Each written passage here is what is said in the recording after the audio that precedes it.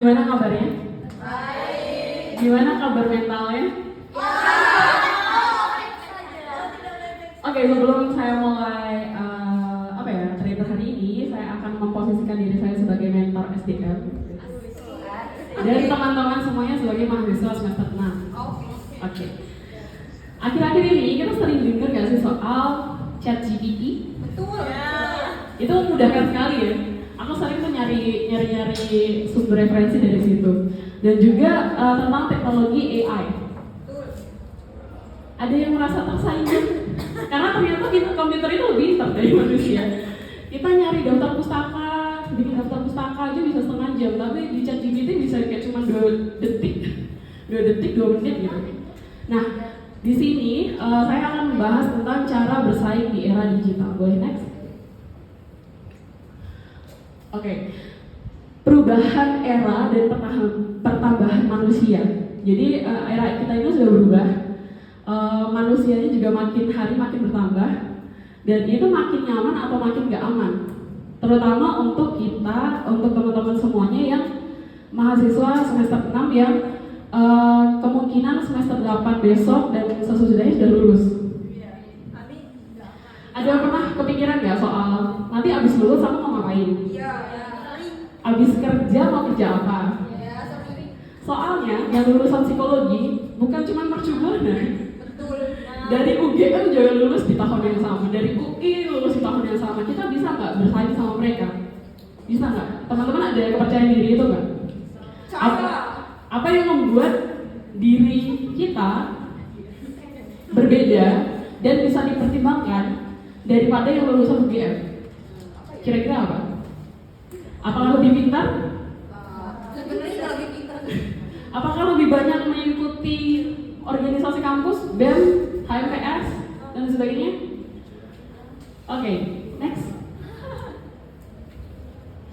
Ya, kompetitor kita yang sekarang itu adalah AI. Jadi, berdasarkan laporan WM bertajuk Future of Jobs, disebutkan dunia kerja akan mengalami perubahan besar. Hanya dalam kurun waktu beberapa tahun mendatang, sekitar 23% pekerjaan terdilusi oleh adanya perkembangan kecerdasan buatan atau artificial intelligence yang akan memainkan peran kunci. Jadi AI ini udah mulai masuk dan mulai digunakan di Indonesia. Contohnya apa ya? Kemarin kalau teman-teman sempat pergi ke Gramedia, di Gramedia itu sekarang udah bisa bayar tanpa kita harus ke kasir. Jadi kita cukup taruh barang-barang kita di dalam satu box, nanti mesinnya itu akan menghitung sendiri dan kita tinggal gesek kartu aja. Jadi udah nggak perlu kasir, udah nggak perlu manusia lagi. Dan kemudian yang kedua itu adalah SDM. Seperti yang aku bilang tadi, di Kementerian Pendidikan Kebudayaan Riset dan Teknologi menyebutkan sebanyak 1,85 juta mahasiswa itu lulus kuliah pada 2022. Baik sarjana terapan maupun diploma. Dan kalau teman-teman mau searching, yang sarjana nganggur itu juga banyak. Kenapa mereka bisa nganggur? Bukankah mereka juga maksudnya misalnya dibandingkan SMA, SMK pendidikan lebih tinggi, tapi kenapa lebih nganggur? Bisa next?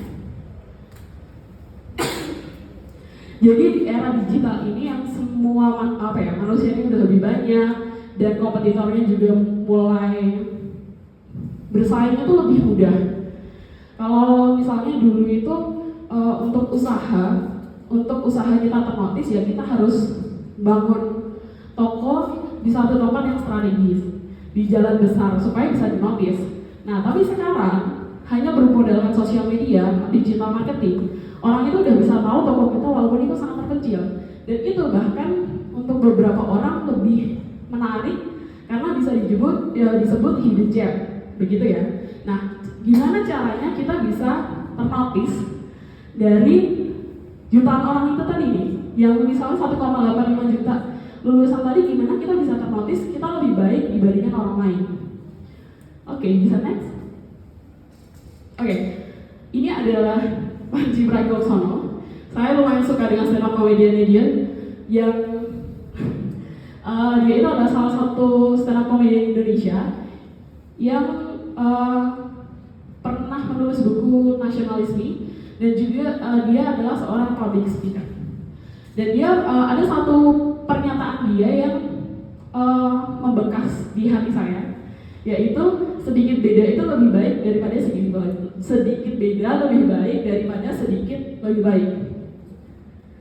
Kalau misalnya kita mau cari yang lebih baik, itu banyak. Yang lebih baik dari kita, banyak. Yang lebih pintar dari kita, banyak. Tapi yang lebih beda, itu lumayan sedikit. Dan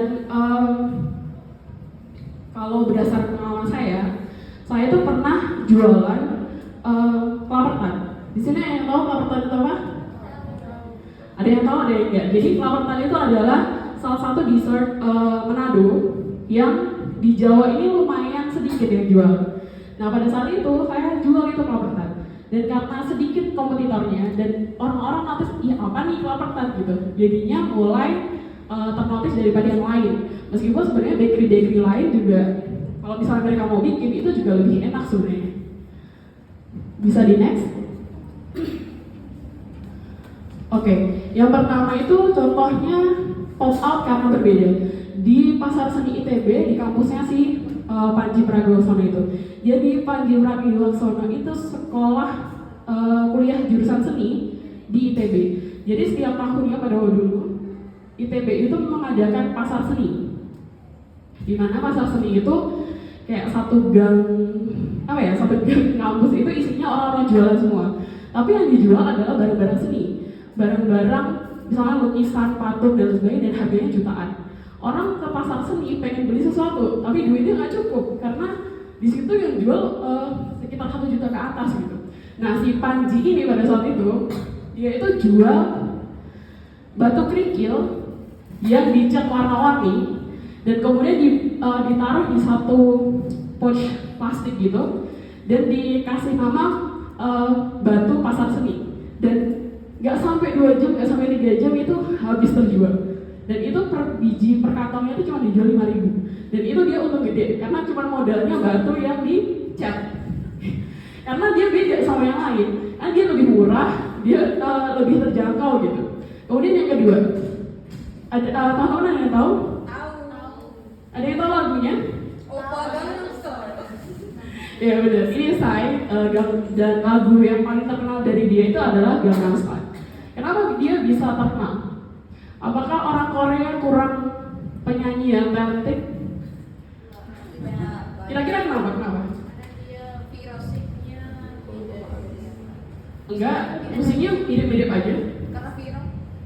Musiknya Kenapa bisa viral? catching. Eye-catching. Kenapa eye-catchingnya? Karena Joget. musiknya ternyanyi. Boyband Korea kurang joget apa? Musiknya ternyanyi apa? Blackpink kurang joget apa? Yes, karena mukanya, penampilannya. Karena orang-orang Korea itu punya standar kecantikan dan ketampanan masing-masing. Tiba-tiba muncul nih opa-opa yang gendut dan ya cabi lah gitu. Dan dia ngedance lagi dengan energi. Jadi orang tuh kayak, ih beda banget sama yang lainnya gitu. Karena yang lainnya kurus-kurus, slim-slim, ganteng-ganteng gitu. Nah, gara-gara berbeda itu dia jadi ternotis, terkenal gitu.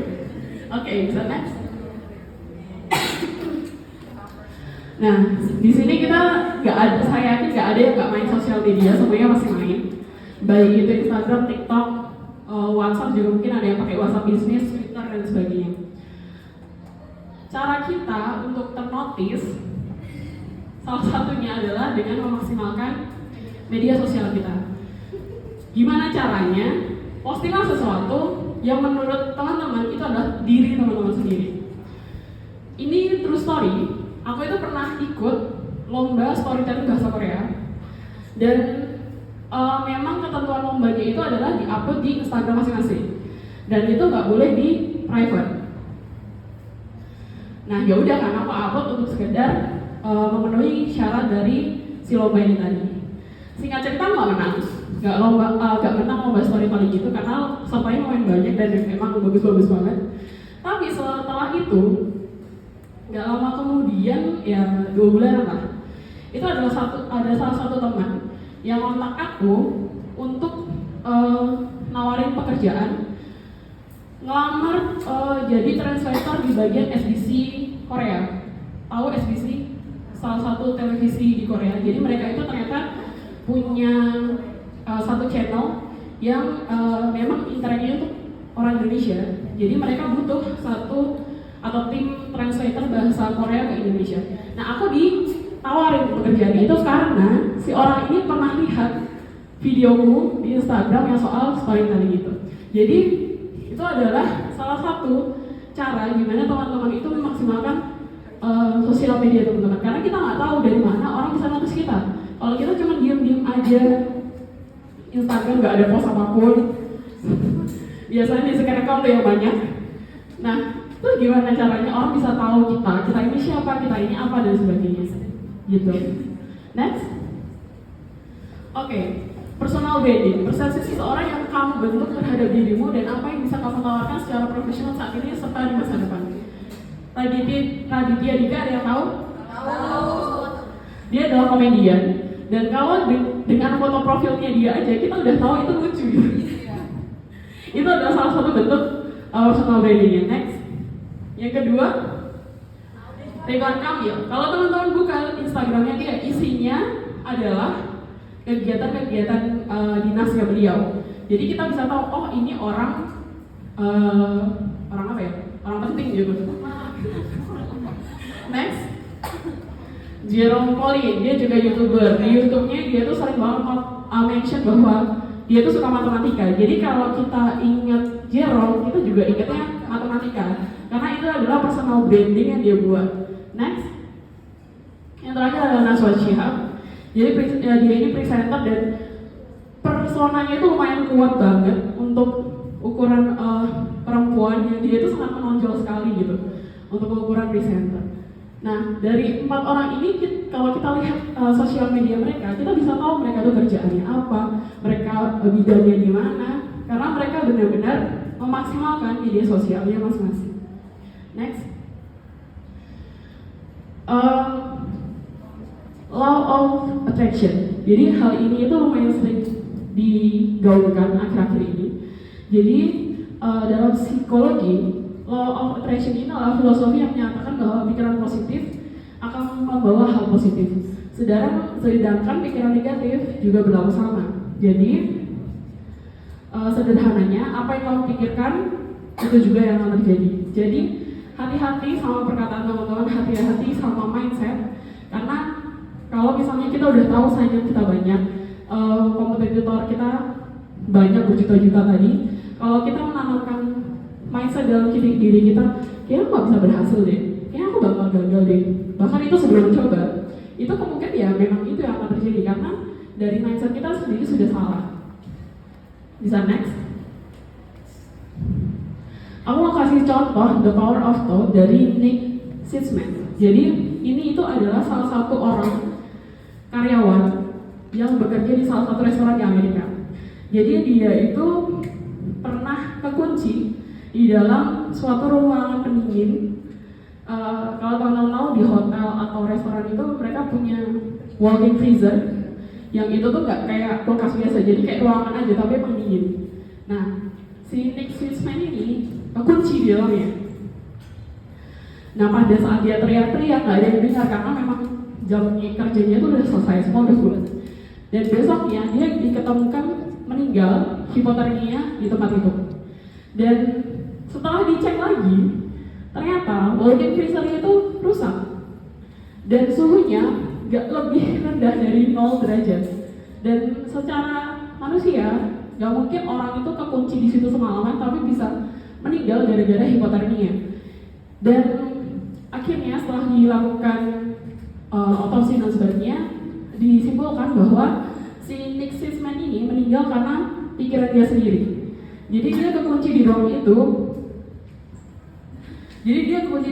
itu. Dan akhirnya ya sudah, dia mengira bahwa kulkas itu dingin dan itu masuk ke pikiran dia dan akhirnya meninggal di situ. Yang terakhir, ini adalah salah satu contoh The Power of Thought lagi. Ini adalah salah satu perempuan yang percaya sama ramalan. Ini salah satu kasus forensik yang pernah ada. Kalau bisa teman-teman tahu mau beritanya bisa nanti aku kasih. Jadi perempuan ini itu sangat percaya sama ramalan dan dia setiap tahun itu pergi ke dukun atau paranormal langganannya dia. Nah pada saat itu paranormalnya bilang bahwa dia nggak akan pernah bisa hidup setelah ulang tahunnya dia pada tahun itu. Akhirnya karena ketakutan itu dia berbulan-bulan mengurung diri, nggak berinteraksi sama apapun, dan paranormalnya itu bilang bahwa dia akan meninggal gara-gara sapi. Logikanya karena dia tinggal di kota besar, dia nggak akan meninggal gara-gara sapi karena memang nggak ada sapi di situ. Terus gara-gara itu dia benar-benar parno dan dia membuang semua hal yang berhubungan dengan sapi. Singkat cerita, ketika dia ulang tahun dia masih hidup nih, tapi dia masih parno. Terus akhirnya besoknya dia diketemukan meninggal sama anaknya dengan tangan yang memegang sisir sapi, sisir yang berbahan dasar tanduk sapi. Nah, setelah di otopsi dan sebagainya, si ibu ini itu terkena serangan jantung. Karena apa? Karena dia pas melihat si sisir sapi itu, si sisir dari tanduk sapi itu, dia langsung ingat dan seketika dan akhirnya serangan jantung. Jadi selain teman-teman harus memaksimalkan potensi dan diri teman-teman masing-masing, baik itu melalui personal atau media sosial, teman-teman juga harus punya mindset yang bagus. Teman-teman juga harus punya pandangan diri yang bagus supaya ya semua tadi itu terelaborasi gitu, semua jadi satu dan jadi maksimal. Oke, begitu saja dari saya. Terima kasih semuanya. Selamat siang.